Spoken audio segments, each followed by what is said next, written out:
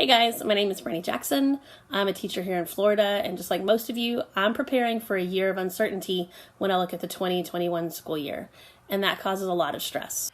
To help deal with my own anxiety, I really talked with some of my teacher friends about how their schools are solving this problem, and some of it has been very eye-opening, like this conversation with my friend in Massachusetts. So we just found out we're going to be doing face-to-face and virtual, and so we have to be ready to go from face-to-face to virtual in case there's like a corona outbreak at any time. What is your school going to do about that? Well, we're having to do the sort of the same thing. So I guess the thing is to make sure that you have, some virtual tools that you're using face to face. You have to have some things online. Students, they're going to have fluctuating attendance, and some will be in school, some will be out of school if you're doing a hybrid model. So we can't hand packets of papers to people and stuff. So we have to be able to share it online and communicate online. So if we're face to face, we can maximize that face to face contact, but be ready to go 100% online if need be, by kind of living in two worlds. Based on this discussion, I realized that I needed to rethink how I was going back, because even though I'm going to be going back in a face-to-face class, many of my students won't be, and I need to structure my lessons so that it meets their need virtually. So one of the things I did was look at what was most successful for my students in virtual learning. I can really only speak for my students, but my students struggled during virtual learning at the beginning.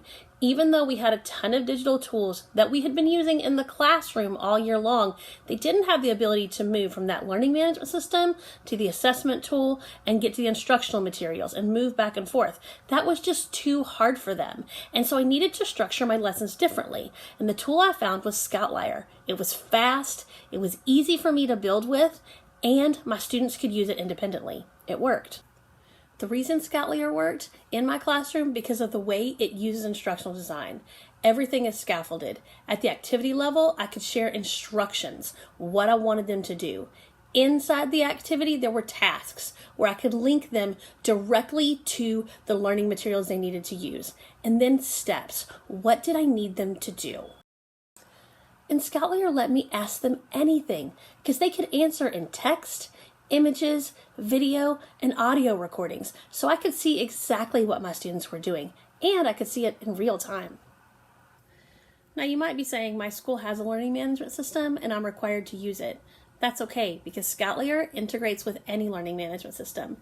It integrated into my grading platform. We didn't even have a learning management system, but because it's web-based, it works automatically with any online portal.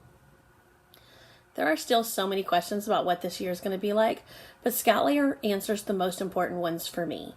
I know my students will be able to access my lessons whether we're in class, face-to-face, or hybrid. They can access them on any device, and it takes me so much less time to plan a well-developed lesson. It meets my needs, and it's free, and I hope it can meet yours too. Please go to Scoutlier.com, create your free account, and get some of the PD they're offering for free. They want to support you, and during this year, we can use all the support we can get.